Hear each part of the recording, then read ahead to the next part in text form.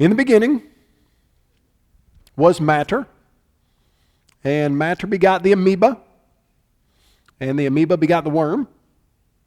The worm begot the fish begot the amphibian begot the lower mammal begot the lemur begot the monkey begot the man who imagined God. This is the genealogy of man. That is almost a verbatim quote by a man named Charles Smith, who is an atheist. An atheist is a person who says there is no God.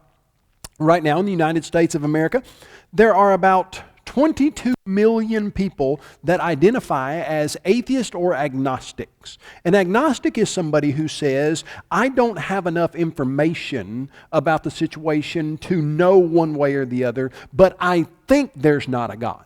And so an agnostic would say, I don't believe in God like I don't believe in leprechauns, or I don't believe in unicorns. I just don't have enough information to prove that God exists. And so you've got 22 million people that say either God does not exist, or I'm pretty sure that God does not exist. Now, 22 million people. I live in Columbia, Tennessee, right below Nashville, and often I go down to our offices in Montgomery. I drive right through Birmingham. Birmingham, fairly big city, especially there for Alabama, and on a Friday evening at 5:30, you don't want to be anywhere in the traffic of Birmingham, Alabama, because it gets very hectic if you've ever been through there. The reason for that is there are about 1 million people in and around Birmingham, Alabama, and they all own 2 cars, and somehow they're driving both of them on Friday nights at 5:30. I don't know how that's possible, but it seems like it is. 1 million people in Birmingham, Alabama. Take Birmingham, Alabama, and fill it with 1 million adults who say, I don't believe in God. And then multiply that city by 22. And that's how many people currently in the United States, about 7% of the adult population says God does not exist.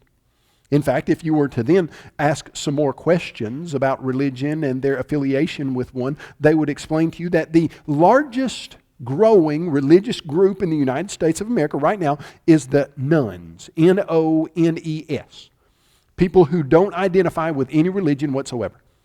They say that they are not Christian, they are not Islamic, they are not Muslim, they are not anything, they are nothing.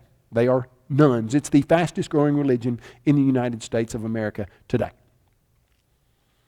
What we are seeing is it is infiltrating the church, and we are seeing lots of people who have been raised in homes that would start in the beginning sentences differently, but they're ending them. Those young people are growing out of their belief in God. It's something that we need to deal with. The idea that God does not exist, that this universe is all that there is, all that there was, all that there ever will be. The standard going operational theory for how the world got here without a God is that 13.82 billion years ago, there was a tiny singularity that exploded in what is called the Big Bang. That initial explosion just brought into existence a universe made purely of hydrogen. Somehow it traveled faster than the speed of light in something called inflation. Then it started coalescing into stars that started cooking all the elements, and we arrived on this planet by blind naturalistic chance processes over 13.8 billion years.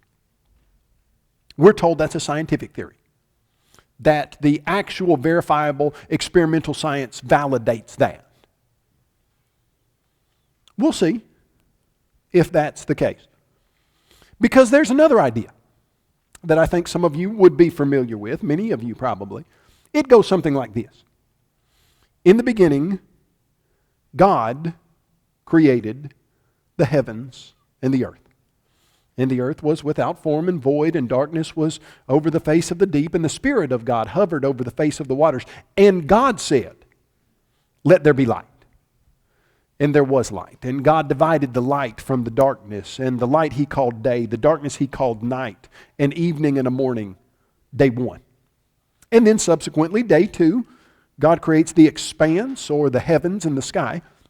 Day 3, He creates the flowers, grass, and trees. Day 4, sun, moon, and stars. Day 5, birds and fish. Day 6, animals and humans. And ceases his creative activity on the 7th day. The story of biblical creation. Now we have these two ideas, and what we want to know is which one of them is correct. Which one is reasonable? Which one is true? You know, often it is said of the religious people who believe in the idea of biblical creation that they hold that idea by faith. They don't have evidence for that. That often they will just walk into an auditorium like the one that we're sitting in this evening, and they will just let the preacher pour whatever he wants to into their unthinking minds, and they check their brains at the door, and real thinking would always bring a person to the idea that God doesn't exist. But I'd like to challenge that this evening. In fact, what I'd like to do just simply is judge both of these ideas from a scientific standpoint. And here's what I mean by a scientific standpoint. I would like us to look at the evidence and draw whatever conclusion is the correct conclusion based on the evidence. Now, there's going to be a challenge to that because most of our young people, ages 15 years old and younger, have been told that in science, you only deal with things you can touch, taste, see, hear, or smell. And that if it is not physical, it cannot be science. Here's the problem with that. That's never been how science has been done. In fact, most of the science that gets done in the world right now is done thinking about things that we never see or never will see. Let me show you how this would work. Sometimes we're told that the idea of God just can't be a scientific idea because you can't touch, see, taste, hear, or smell God. You can't use your 5 senses on God. Think about if a person said, okay, I've got something I would like you to do. I found this apple in my backyard, and I want you to find out why there's a big chunk out of this apple. And I'm going to commission you as a forensic scientist to do whatever research you need to do to find the real answer to why this apple has a big chunk out of it. Except, before you start, you can't say that a human had anything to do with it. You can give us any answer you want to, except you can't say that a human had anything to do with it. Okay, so you pick up an apple, and sure enough, there's a big chunk out of it. But as you look at the chunk, it looks like there are some bite marks. And so you go back up to the house, you knock on the door, and the person opens the door, says, yes, can I help you? And you say, hey, I'm trying to find why there's a chunk out of this apple, and it looks like there are some bite marks on this apple. You wouldn't happen to have your dental records, would you? And the guy says, yeah, well, actually, I was just at the dentist today. I got them right here in my back pocket. Pulls them out.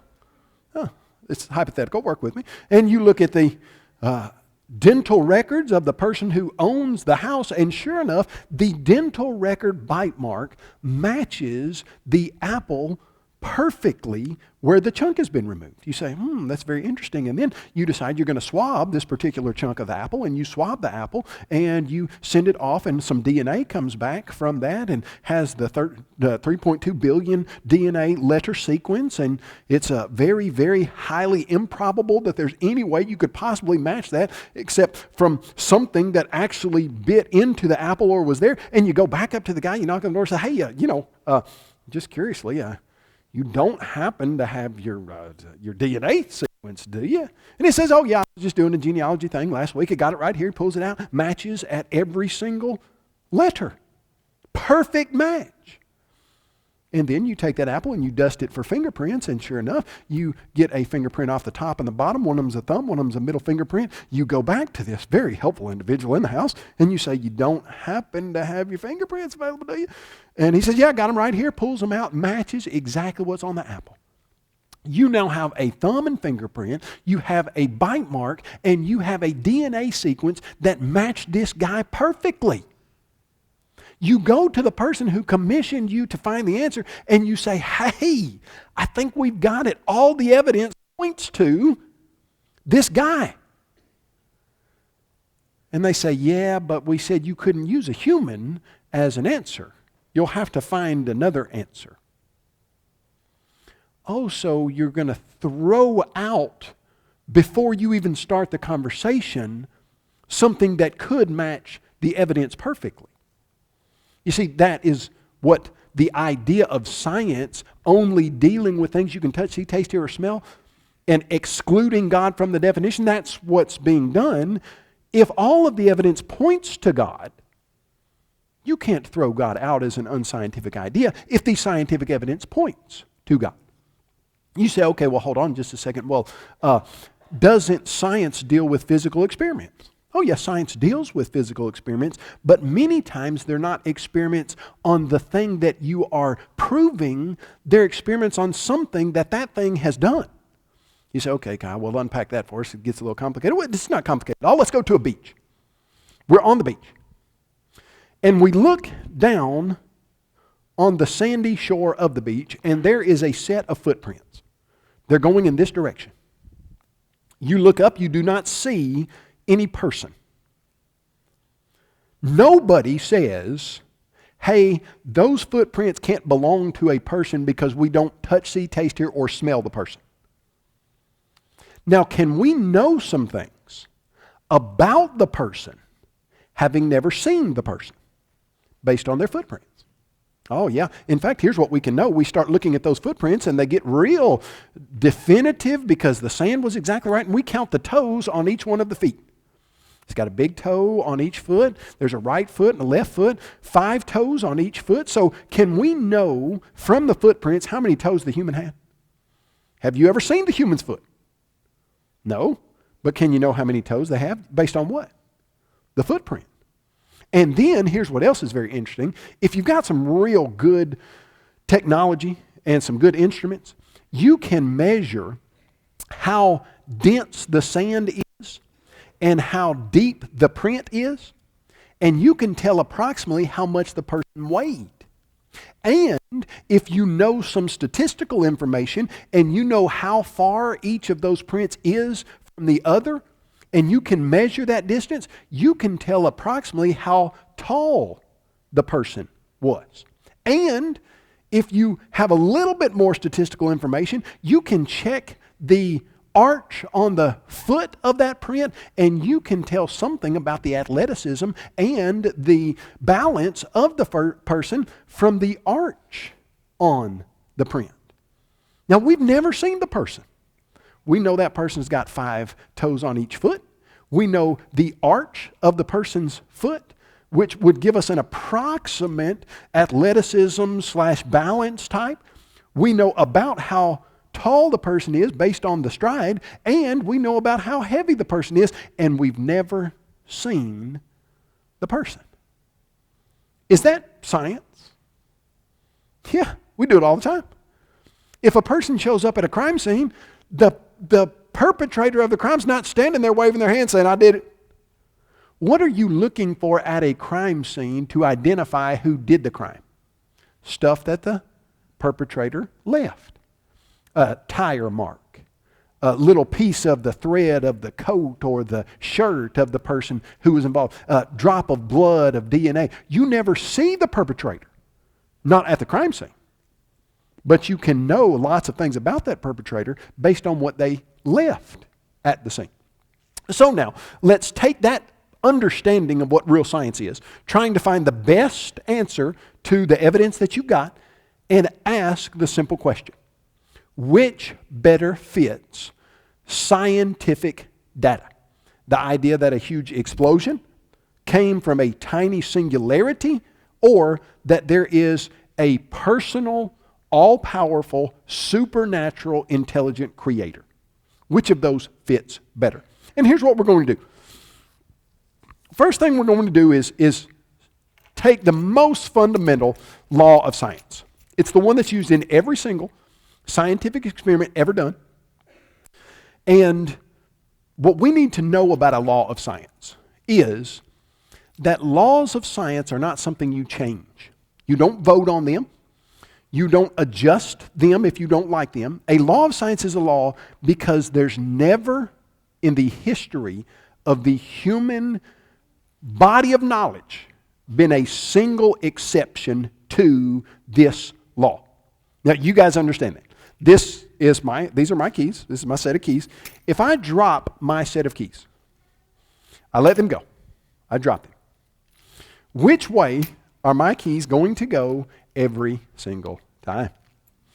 They're going to go down, because there is a law of gravity that says things fall toward the center of the earth at 9.8 meters per second squared on planet Earth. And every time I drop my keys, they're going to go straight down. Unless acted on by another force. And like if I dropped them and smacked them with my hand, they'd go that way and then they'd fall. They're always coming toward the center of the earth. Now, suppose you say, you know what? I don't like the law of gravity. You know, it's just not real friendly to me. I feel like it would be real cool if when I woke up in the morning and I'm laying on my bed, instead of me putting my leg out of my bed and it going down, I would like to just be able to push off of my bed and float across my room to my dresser. Wouldn't that be cool? And you say, yeah, that would be cool, wouldn't it? I'd like to adjust the law of gravity. How many of you would? And we all suggest that we would like to adjust the law of gravity, so we all vote for it. We say, okay, I would. Then we call 1 million of the most brilliant scientists in the world, and they come and we say, hey guys, wouldn't you love to just float from your bed? And they say, yeah, we would too. So we all of us vote, and 1 million of the most brilliant scientists in the world vote, and we get a vote of 1,180,000, whatever we got tonight. And okay, now we have just changed the law of gravity. You know, all I need to validate and verify this is a volunteer to step off a 20-story building. We didn't get enough votes. Oh, well, let's call 2 million scientists. Not 2 million? Let's call 8 billion people, and every one of us vote on the law of gravity and all say we want it changed. Guess what? You step off a 20-story building, and the law of gravity, doesn't matter what you say, is going to pull you at 9.8 meters per second squared toward the center of Earth, and you're going to be in trouble. Because scientific laws don't change. Now, here's the most fundamental scientific law on the books. It's used in every single experiment ever done. You know it, you use it all the time. You might not know that you actually, in many places, would have a scientific understanding that would be the equivalent of a PhD from years ago, but you do. And that is the law of cause and effect. Every single experiment, when you're looking at an experiment, you want to know the cause of something. If your cows are getting sick, you call the vet and you say, I want you to tell me why my cows are getting sick. Well, I mean, sometimes cows, no. There's a cause for this. All scientific experiment has to do with the law of cause and effect. And here's what the law of cause and effect says. For every material effect you see, there is a cause that came before it and was greater than it. Okay? Easy to understand. Now work with me. Okay, so suppose that you are listening intently to every word that I say, right? You're listening intently. Come on. Oh yeah, right there, perfect. Now this is hypothetical, but work with me. You're not thinking about anything else. You're not thinking about a 16-ounce ribeye steak or a good blackberry cobbler with ice cream on it. You're just thinking about the law of cause and effect. And as I am explaining to you about the law of cause and effect, and you are paying so much attention to me that there's nothing else going on in your mind whatsoever, all of a sudden, that book launches across this room at 100 miles an hour, crashes into the back clock, smashing it into 1,012 pieces. Your eyes get as big as saucers. You turn to me and say, Kyle, what caused that? Now, if I say to you, nothing, sometimes books just spontaneously launch themselves across rooms at 100 miles an hour, just continue with me and I just keep going. You are going to wonder why anybody would ever call me to speak.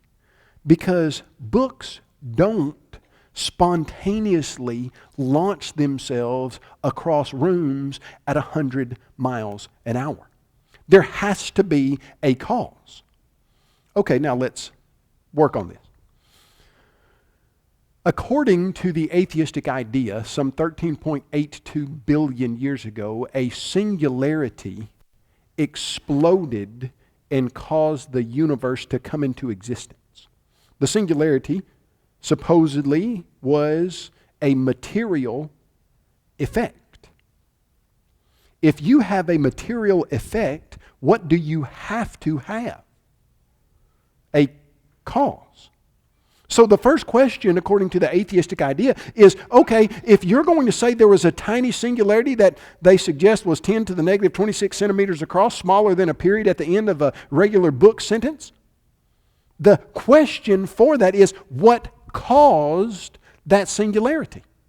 If it's material, it has to have a cause, because books don't launch themselves across rooms spontaneously. You've got to have a cause for the original stuff. And so, if you just ask the simple question, what caused the original thing? It's kind of like the old joke where the engineer goes to God and says to him, I don't think you did a very good job. I think I could do better than you did. And God says, well, I don't think you could. And the engineer says, yeah, I think I could. And God says, okay, well, let's just have a contest. You make a universe and I'll make a universe, and we'll see who does the best. And the engineer reaches down and grabs some dirt, and God says, hold on, you have to make your own dirt.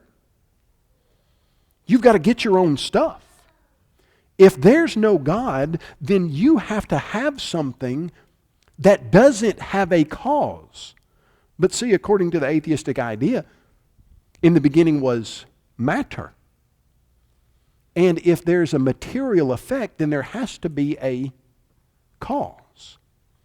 And so the first problem with the idea of the Big Bang is that simply it cannot explain itself. Either there is something immaterial, or that first thing has to have a cause, and that cause has to be something that's not material. And so the first aspect of the law of cause and effect simply says you have to have a cause for the thing. Now, the next person says, well, hold on just a second. Well, if you're just saying that God is the cause, well, aren't you in the same situation as the atheist who's saying that the material little thing that blew up is the cause? Here's the difference. We study matter. We know what matter does. What does the law of cause and effect apply to? Every material effect. So we know that all matter has to have a cause, but has anybody ever contended that God is matter? No, in fact, what we have always understood is that God is a spirit. Ultimately, you have to have something that was not caused, something that was eternal, something that was uncaused, and we know it can't be matter because we know exactly how matter works. Because books don't shoot themselves across rooms. Now here's the next problem with the law of cause and effect as it relates to the atheistic idea. The next problem is that you have to have a cause that was bigger than the effect. Let's go back to our illustration, see how that works.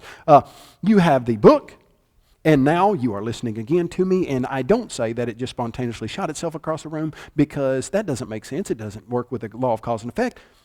This time, you're listening, boom, the book goes across the room, 100 miles an hour, back to the clock, 1,012 pieces. You turn around, you look at me, you say, Kyle, what caused that? And this time I say, of course, something had to cause it. As you were paying attention to me, a tiny little speck of dust landed on the edge of the book, and it catapulted it 100 miles an hour across the room. Tiny speck of dust. Does that make sense? No. Why not?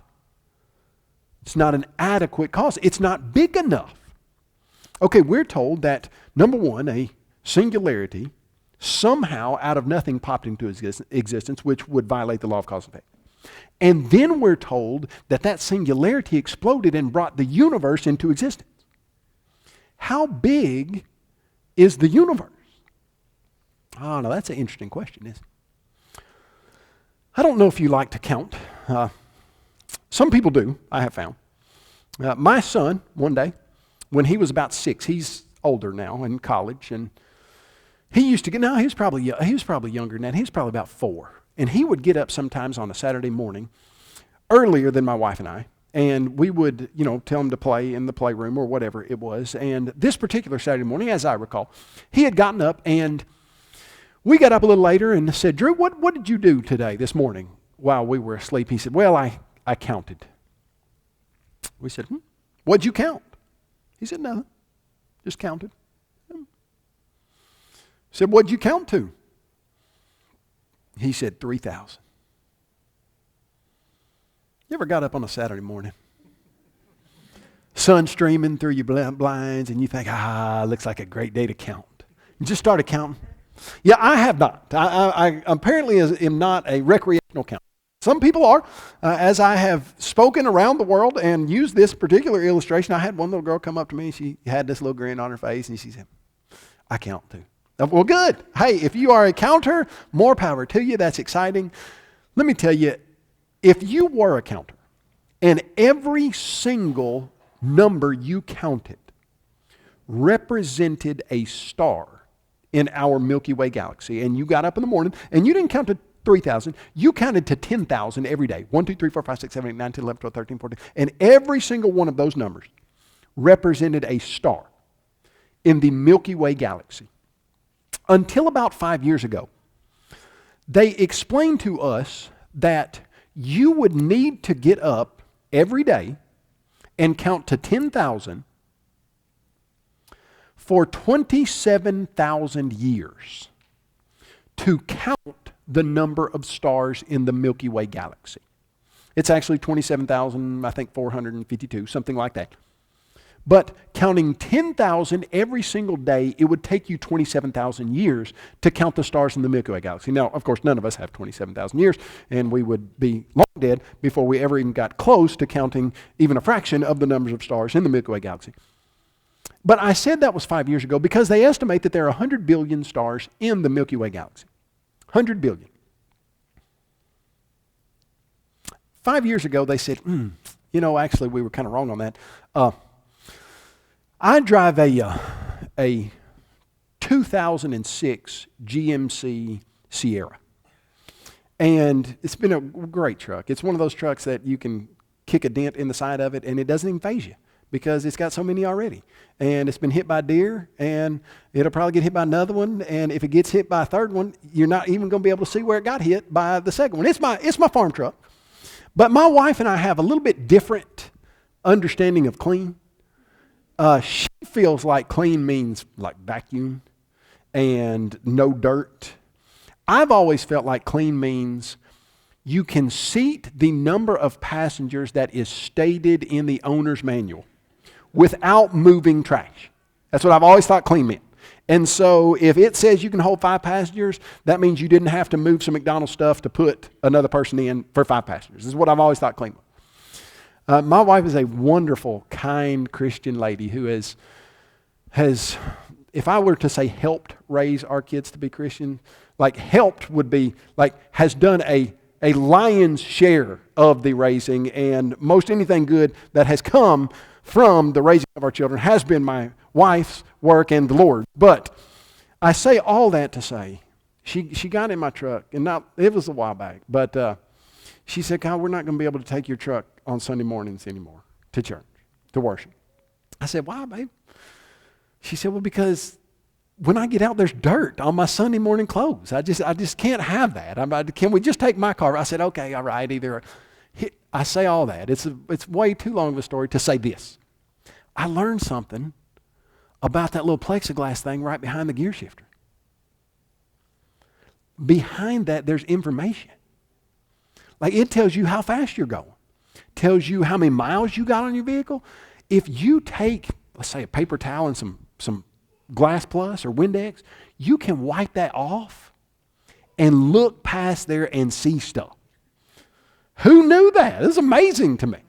I cleaned the little plexiglass thing, and now I can see there's all kinds of information that I didn't have. Did you know they were looking out into the night sky and they estimated 100 billion stars in the Milky Way galaxy, and then they said, you know what we forgot to calculate? Space dust. There's so much space dust out there that we thought it was 100 billion stars. Actually, there's 3 to 4 times that in the Milky Way galaxy. There are actually 300 to 400 billion stars in the Milky Way galaxy. Oh, so now you don't need to count for 27,000 years. Now you have to count for 27,000 years times 3 or 4. It might take you over 100,000 years to count the number of stars in the Milky Way galaxy, counting 10,000 every single day, not just on Saturday mornings. Now that is a lot of stars, but let's put it in perspective. Hold on just a second. Stars are one thing. It's one thing to say star. Okay, yeah, I mean, we look up in the night sky, see stars all the time. It's another thing to get a concept of what a star is. We have a medium-sized star as the pivotal point of our solar system. That word solar, most of you know, means sun. We have the sun as a middle-sized star. Not overly big, not overly small. You can fit 1 million Earths inside the sun. 1 million. There are some stars that are 2,000 times the size of the sun. So you can fit 2 billion Earths inside of some of those bigger stars. Now, every time you say a number, 1, 2, 3, 4, it represents a star, some of them 1 million times the size of the Earth, some of them 2 billion times the size of the Earth. 1, 2, 3, 4, 5, 6, 7, 8, 9, 10.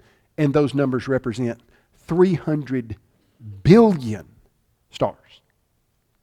Now, I don't think it's any wonder that the idea that a tiny singularity exploding doesn't adequately give you a cause big enough.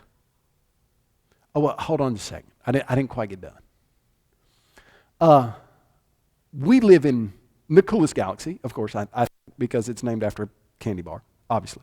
No other galaxy is named after a candy bar, the Milky Way galaxy. Okay, there are 300 to 400 billion stars in the Milky Way galaxy. Did your mind go to the next real question? That's one galaxy. A galaxy that's got 300 billion stars, many of which are 2 billion times the size of the Earth. How many galaxies are there? Oh. Okay, get your counter out again. Start counting to 10,000 every single day.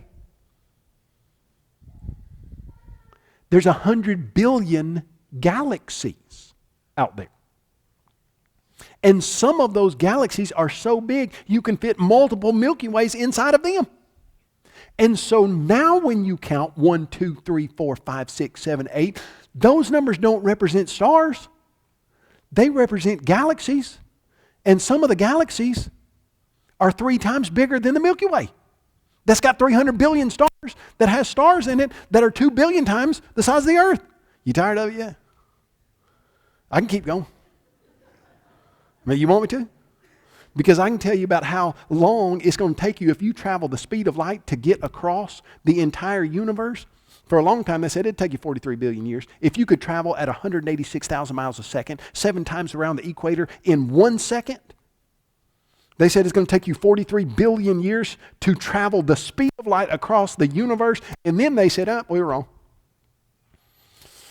We've done some recalculating. It looks like it might take you 96 billion years traveling the speed of light to get across the universe. And then at the end of the article that said that, where they changed it, they said, but several Oxford scientists say it could take 250 times that.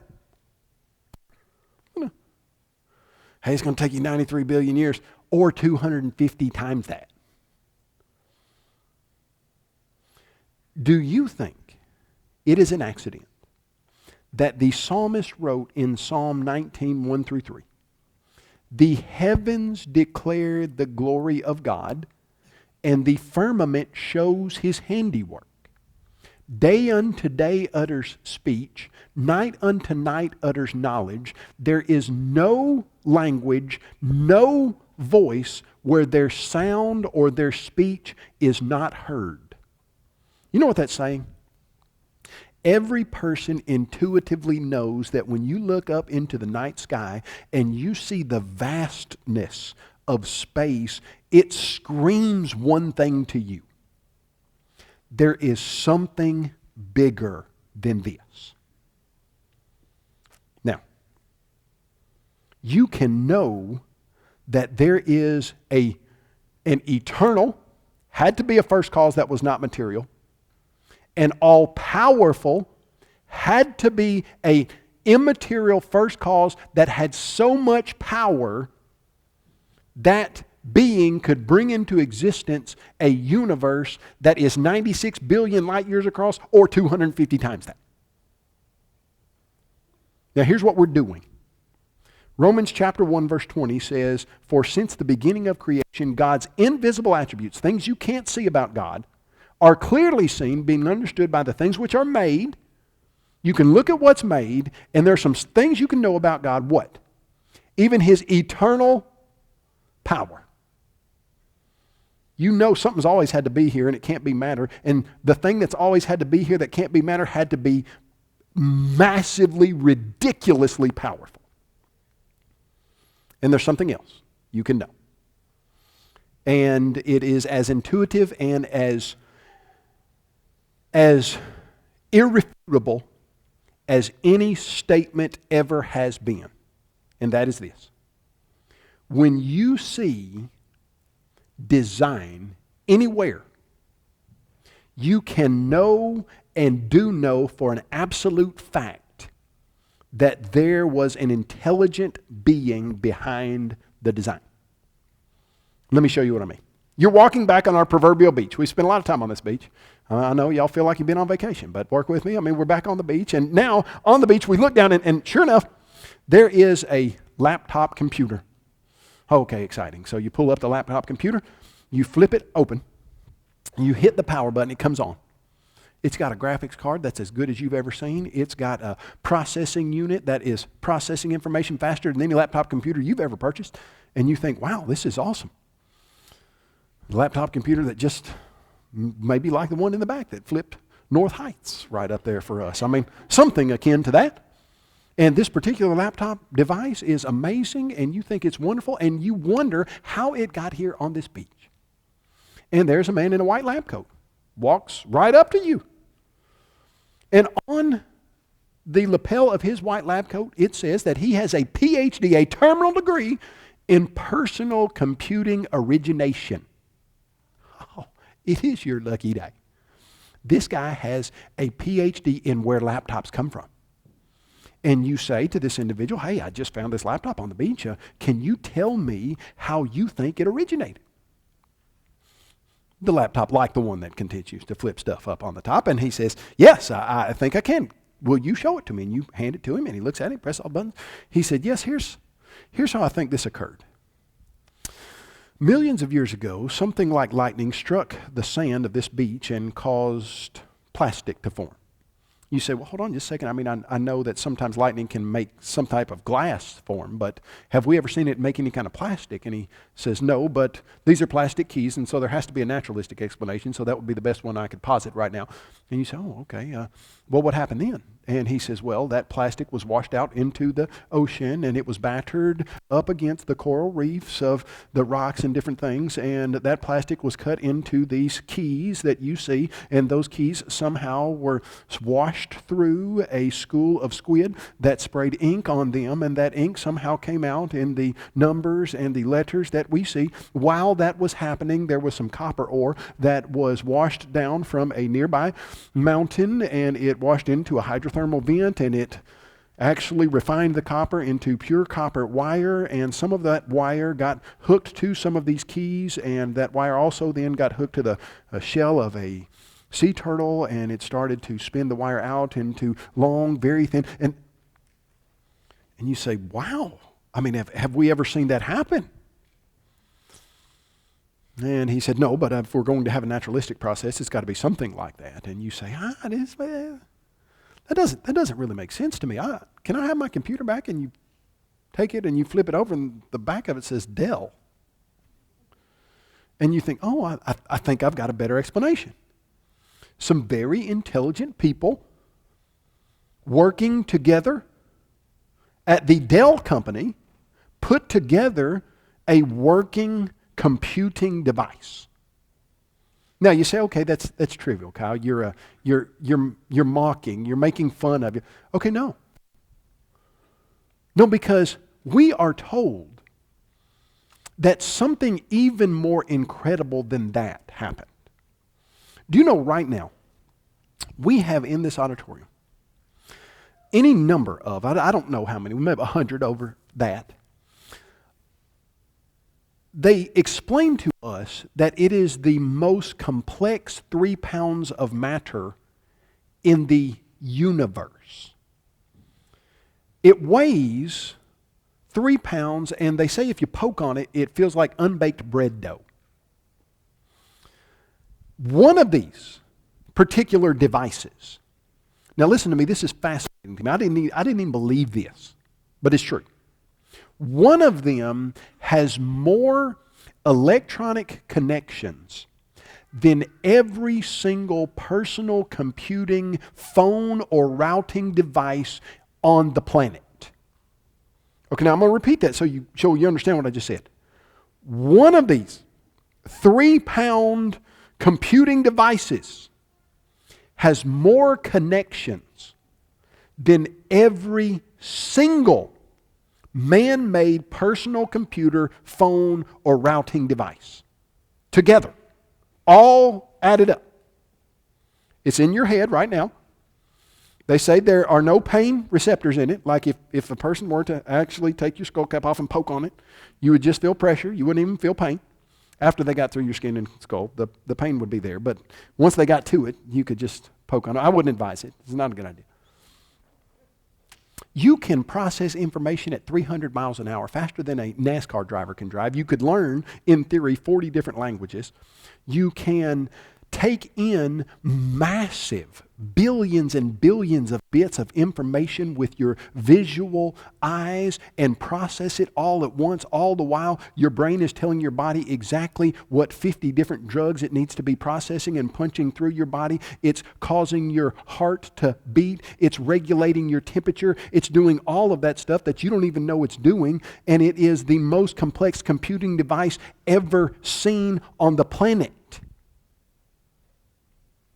And every one of us knows that if somebody said that a laptop computer arose by chance, mindless processes over millions of years, they would be laughed at, they would be scoffed, they would be told that that is ridiculous. Why would you even say such a thing? But then for a person to say that a human brain arose from mindless chance processes over millions of years, somehow that's a scientific idea. No. No, it is not.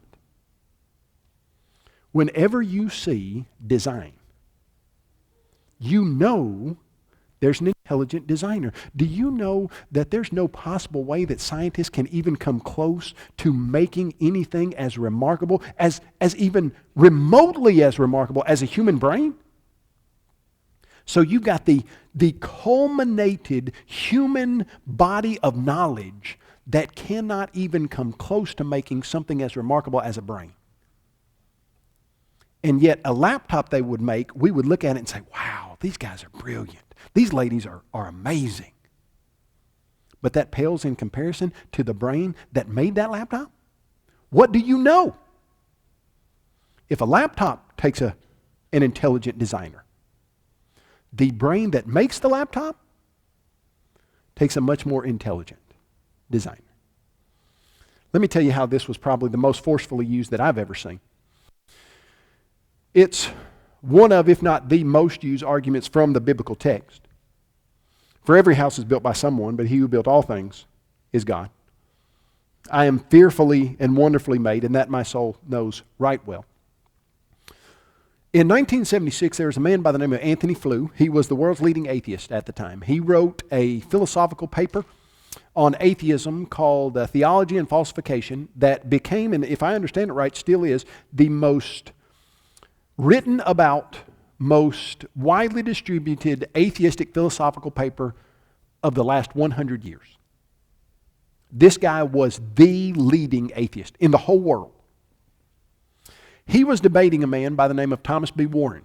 Thomas B. Warren, member of the Lord's Church, had a PhD from Vanderbilt. I think it was in the philosophy of science, I think was his PhD. Don't quote me on that one. But they were in Denton, Texas for a 4-night debate. It was going to be 2 hours every single night. In Anthony Fleur's last book, There Is No God, he talks about this debate and how in all of his life as the world's leading atheist, this was the most well-attended event he ever put on.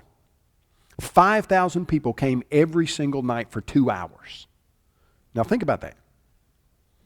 I think it was from Monday to Thursday night. 5,000 people came every single night to listen to these two men stand up and debate the question, which is reasonable? There is a God or there is not a God?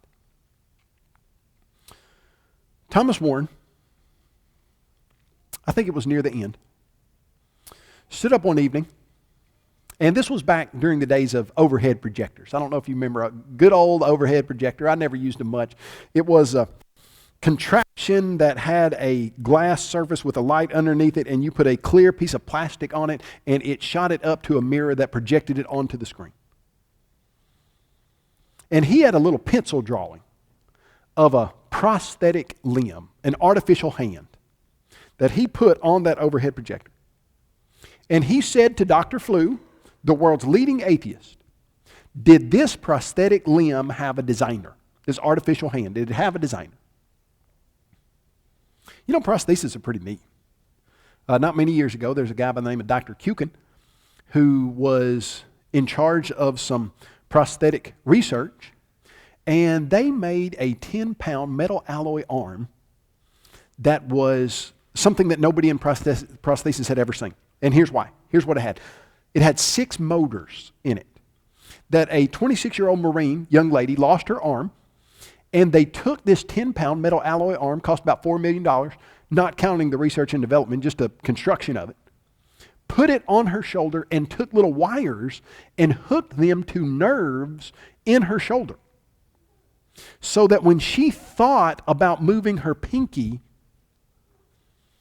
well, if I understand it right, they miswired it to start with. So she would think about moving her pinky and the thumb of the thing would move. And so they had to, train her to think right or to wire it correctly so that when she thought about moving her pinky, she literally could use the nerve in her shoulder to move the mechanical fingers of the prosthesis, of the artificial hand. Dr. Kukin said, this is amazing. Said, we've never seen anything like this. Said, this young lady, she can now do stuff we've never seen done. She can hold a jar of spaghetti sauce and take a spoon with the other hand and scrape out the remaining spaghetti sauce with a fake hand. It's amazing. Says she can fold a pair of pants without using a hard surface. Wow, that's amazing. He said, but it's still clumsy. $4 million? Still clumsy? Compared to what? I mean, you take a knife and cut a wire on a $4 million prosthetic limb and wait 6 weeks, and what happens? Still cut, isn't it? You take a knife and accidentally cut some of the arteries or veins that are on your hand, what happens? Immediately a 22 chemical blood clotting cascade goes directly to the cut but nowhere else. And it starts to physically and by itself repair where it's been cut. You take a hammer and you accidentally smash the finger of one of your regular, old, normal, not $4 million hands, and you hit it so hard that it chips little pieces of bone off of your finger, what happens? Immediately your body sends an enzyme down to start eating away the pieces of bone that aren't going to be used, but your body is smart enough to know which pieces are, and it starts moving the pieces that are going to be used to repair the bone back into place and eating away the pieces of bone that you don't need anymore. You take a hammer and you smash a finger of a $4 million metal alloy prosthetic hand, and what happens in 6 weeks? You're in debt. It doesn't fix itself. Simple question. Thomas B. Warren says to Anthony Fleu, does this prosthetic hand have a designer? Fleu says, yes. got to. I mean, if you're going to be the world's leading atheist, you can't say it doesn't. Everybody knows that a prosthetic hand has a designer. They don't just pop up. Dr. Warren takes the slide of the prosthetic hand off of the overhead. He puts the slide of the real human hand up. And he says to Dr. Flew, does this hand have a design? Now you've got a problem. Because number one, if you're going to be honest and logical, if the prosthetic hand has one, then the human hand's got one even smarter. But if you're going to remain the world's leading atheist, you can't say yes. So what do you do? In 1976, he took the dishonest, illogical route and said no. Dr. Flew then followed that up with, well, how did it get there? Dr. Warren followed it up and said, how did it get there, Dr. Flew? And Flew said it just grew there. That was in 76. 30 years later, I told you about the book that Flew put out, There Is No God. But the no was marked out. And in 2006, when he's in his 80s, he says, I have always followed the argument where it has led me. And in 1976, I thought it led me to the idea that God doesn't exist. The title of his book actually was, There Is a God, How the World's Most Notorious Atheist Became a Believer. And he said, the evidence for design is so overwhelming that any person being honest with the evidence that we now have in the scientific community today has to come to the conclusion that there is a supernatural, all-powerful, eternal, personal God. Folks, that is a scientific conclusion. It doesn't take the world's leading atheist to come to that conclusion. Let me tell you what I mean by that. Several years ago, we had a mother that called us and said, hey, I would like to get this book, which is a book that goes through a lot of the information that we did tonight. I'd like to get it for my first grade son's class fellow students. And we said, well, hold on just a second. That's probably not your best idea. That's about a 7th and 8th grade level book. She said, I know, but I've looked at it. It's got all the information for creation in it and that I want them to have because I don't think they're going to get it in their school system. So I want them to have it. She went and talked to the principal. The principal said, okay, give it to him as a Christmas present. She said, okay. So she calls us. We send her, I think 35 copies of it. She gives them out to her son's first grade fellow students as Christmas presents. She said, as she sent us the email the next year, she said, let me tell you what happened. The next year in 2nd grade, my son had a teacher that was very pro-evolution and very pro-naturalistic explanation. And this teacher said to the 2nd graders that there's no design, that evolution is what caused all of this, etc. And one of the students in the class who got the book the year before said to the teacher, that's not right. God created all the animals and all the things that we see in this world. And the teacher said, no, have you not read our book? Our textbook explains that evolution did that. And the student says, well, I have a book at home that shows that God did this and that design is the best answer. And the teacher said, well, no, that book is wrong. And the 2nd grader said to the teacher, well, that book makes a lot better sense than what you're telling us. It does. It makes better sense. Because when you see design, you know there's a designer. In the beginning, God created the heavens and the earth. That is still the most fundamental, most accurate and truthful scientific statement for the origin of the universe that has ever been uttered, and it will be as long as this universe exists. Sure appreciate you being here tonight. You have listened so patiently and kindly. I am so excited about what North Heights congregation has got going here. You guys are in for a treat, really, in a lot of ways, because I do these things all over the country, sometimes all over the world.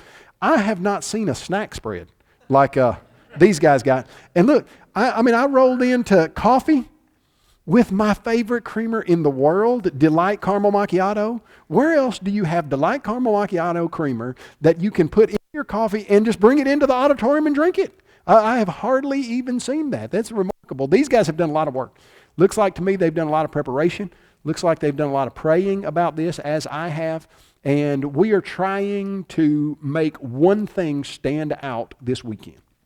And that is the truth that there's a loving God who cares about each and every one of us, and that you're not an accidental chance happening on this planet, but God put you here for a reason, to bring glory to Him, and you have meaning and purpose for no other fact than that you're made in the image and likeness of that God, and that's an exciting idea.